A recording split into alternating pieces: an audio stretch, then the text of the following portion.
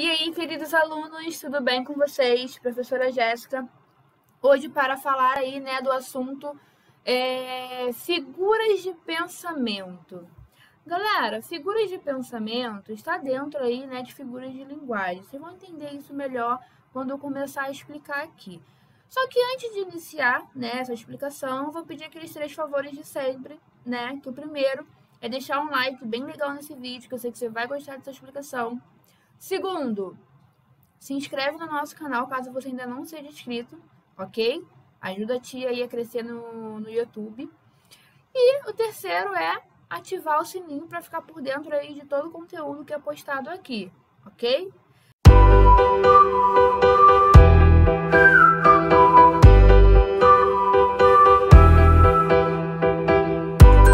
Então, vamos ver aí, né? O que seria figura de linguagem, galera? As figuras de linguagem, elas também são conhecidas como figuras de estilo, tá? E são recursos que a gente utiliza para dar uma ênfase maior ali na comunicação, para poder tornar ela ali um pouco mais bonita, ok? E a gente tem aí umas divisões dentro das figuras de linguagem, tá? Então, vamos ver aqui, eu coloquei uma tabela bem legal para vocês entenderem. Eu botei as situações de uso e as principais figuras, ok? Dividi aqui, ó, as figuras, né, que são de pensamento, figuras de palavras, figuras de sintaxe ou construção e figuras de sonoridade, tá? Então, quando que a gente vai utilizar as figuras de pensamento, que é a que nós vamos estudar hoje, ok? A gente utiliza ela para combinar as ideias que transmitem as palavras, né, um aspecto subjetivo, tá? Permitindo que o enunciador altere o sentido da sua mensagem, beleza? Então, temos essas aqui, ó, a gradação, antíntese, ironia, eufemismo, hipérbole e a personificação, ok? Vamos estudar elas hoje. Nas figuras de palavras, nós temos aí, né, a utilização dela para atribuir diferentes sentidos a uma palavra, tá? De forma a expressar aí, né, dar uma expressividade melhor a um texto, ok? E dentro delas nós temos quais? A metáfora, metonímia, comparação, a catacrese e a sinestesia, beleza? Nas figuras de sintaxe ou construção, tanto faz falar uma das duas, tá? Geralmente vem como figura de construção. A gente utiliza ela para alterar a organização sintática, tá? De um texto, de uma frase, através de omissão, repetição ou inversão de termos, tá? Com o objetivo aí de ampliar a expressividade do texto. E dentro aqui das figuras de sintaxe, nós temos a elipse, que nós já falamos, tá? Mas vamos rever aqui de novo. Zeugma, assindeto, polissindeto, anáfora e o pleonasmo, ok? E, por último, as figuras de sonoridade, tá? Que a gente utiliza aí para um aproveitamento melhor, né, da estrutura fonética da palavra, tá? A gente procura aí explorar a sonoridade por meio de alguns mecanismos de repetições, ok? Que pode representar, dar um sentido de aproximação, tá? No texto, na frase, enfim, onde for utilizado. E dentro dessas figuras aqui de sonoridade, nós temos a assonância, a literação e a onomatopeia, tá? Hoje vamos tratar especificamente das figuras de pensamento.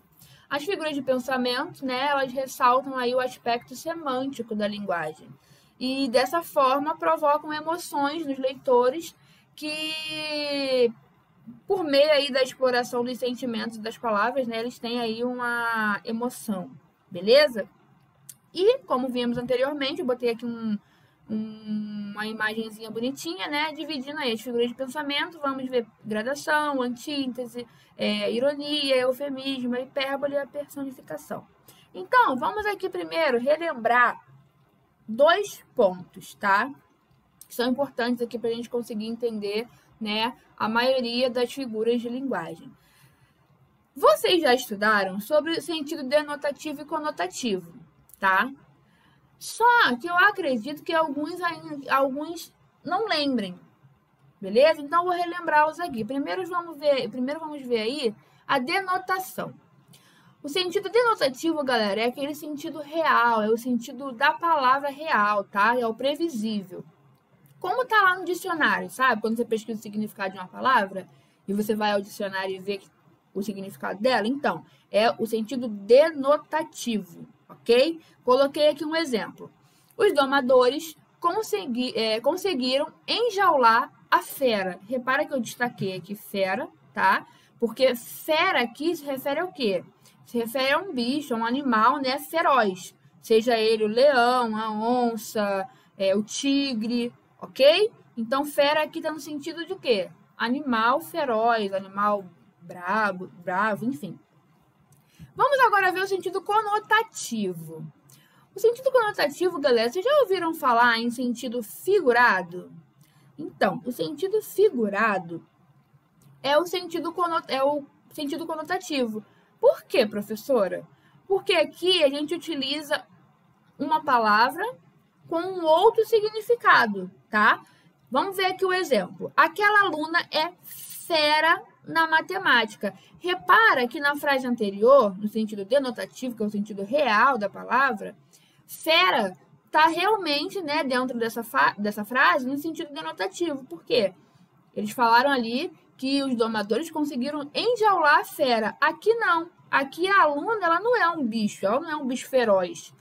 Ele está comparando ela com uma fera para dizer que ela é muito boa em matemática, ok? Então, o sentido conotativo é o significado simbólico com a palavra, beleza? Então, lembra conotativo, sentido figurado, tá bom? Vamos lá agora para a gradação. A gradação, a gente começa aí já a falar das figuras de linguagem, né? Figuras de pensamento.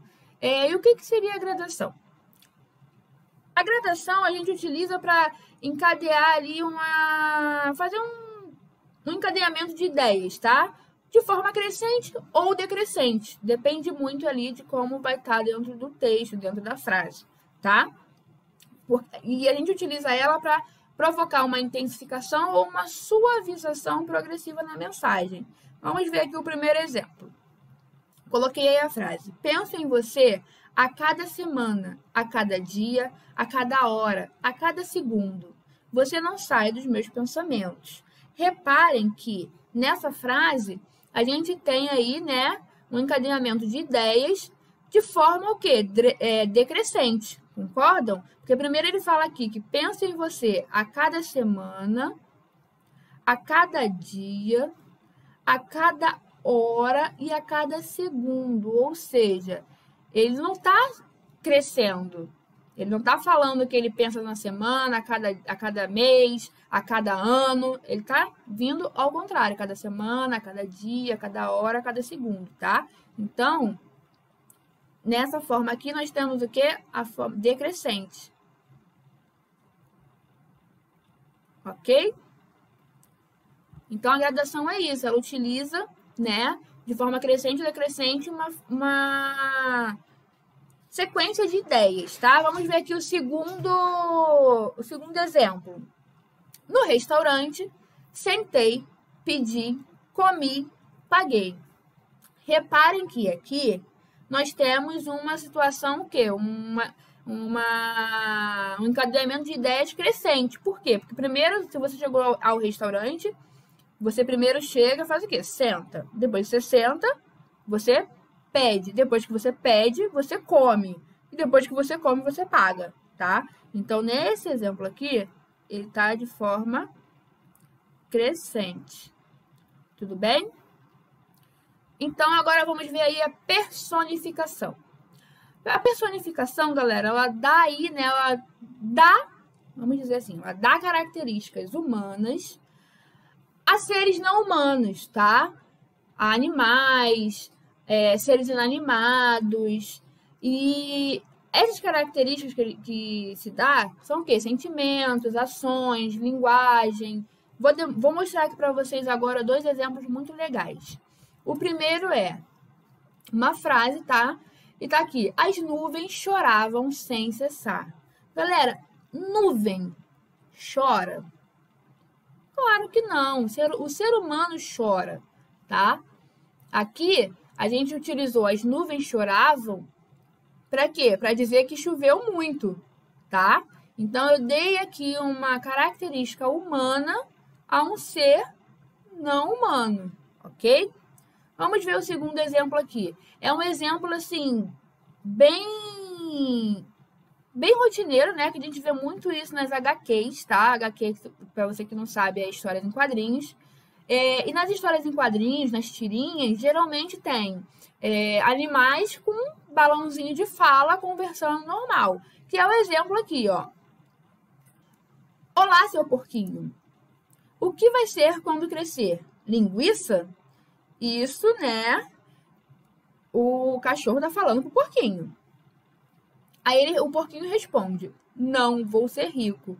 Reparem que cachorro não fala e cofrinho em formato de porquinho também não fala. Ou seja, demos características humanas, né, de linguagem para seres não humanos, tá? Na verdade, no caso aqui, tem ser não humano e um animal, beleza? Vamos agora na antíntese. A antíntese, galera, ela ocorre quando a gente emprega aí lado a lado, tá? Palavras de sentidos opostos, ok? Com a intenção de acentuar o contraste entre elas, de garantir uma expressividade do texto ou da frase, ok? Vamos ver aqui o exemplo. Aquele ser era um lobo em pele de cordeiro. Galera, o lobo, nós temos aí, né, a ideia de que ele é mau, não é isso? Então, o cordeiro consideramos como um bichinho do bem, não é isso? Então, nós temos aqui um contraste entre o bem e o mal, ok? Nessa frase aqui. Vamos ver a segunda frase. A relação deles era de amor e ódio. Aqui nós temos sentidos opostos, né? O amor é o oposto do ódio, tá? Então, temos uma antíntese aqui, beleza? Sempre assim, vida, morte, amor e ódio, beleza? Bem e o mal, sempre vai estar assim, aparecendo assim nas antíteses. Na hipérbole, a gente utiliza, galera, para dar exagero, tá? A gente utiliza aí para exagerar na frase, dentro do texto, enfim. É um recurso que supervaloriza aquilo que se pretende comunicar, tá? Vamos ver aqui o primeiro exemplo. Morri de rir com a história que ela me contou. Esse morri de rir aqui, galera, ninguém morre de rir, né? Ninguém morre de rir. A verdade é, ela quis dizer que ela riu muito com a história que a pessoa contou. Ou seja, utilizou o exagero, né, a hipérbole, para dar essa ênfase aqui, ok? Temos outro exemplo aqui, ó. Estou morto de tanto trabalhar. Esse estou morto aqui, galera, de tanto trabalhar, quer dizer o quê? Que ele está muito cansado de tanto trabalhar, tá? Então, ele utilizou aí a hipérbole, né, o exagero, como uma forma de expressar o quanto que ele está aí cansado de tanto trabalhar, beleza? Falou de hipérbole, lembra do exagero, tá bom? Então, vamos lá. Ironia. A ironia é fácil, né, galera? Ironia é fácil. Isso aí vocês utilizam, a maioria vocês utilizam no dia a dia de vocês, mas a ironia está presente aí quase que 24 horas. E sempre, se mexe, você é irônico e nem percebe, tá? É um emprego de palavras aí ou expressões, tá? Com a intenção de que signifiquem aí o contrário do que a gente está afirmando, beleza? É igual quando a gente fala assim, nossa, o fulano é lindo. Tem uma ironia aí, né? Porque tá querendo se referir à pessoa que é feia, ok? Vamos ver aqui o exemplo. Nossa, ainda bem que você sabe fazer um bolo bonito. Olha o bolo bonito aqui, galera. Olha isso aqui. Imagina, você pede um bolo e recebe isso aqui. Então, aqui tem ironia, porque o bolo é feio e a pessoa está utilizando a palavra contrária, né? Tá falando que ele é lindo, sendo que ele é horroroso, ok? Temos mais um aqui. Que pessoa educada entrou sem cumprimentar ninguém? Ou seja, a pessoa não é educada. Se ela entrou sem cumprimentar ninguém, ela não é educada, concordam? Então, a gente utilizamos aqui a ironia, né? Para satirizar a situação da pessoa ter entrado e não ter cumprimentado ninguém, tá bom? Vamos agora ver o eufemismo.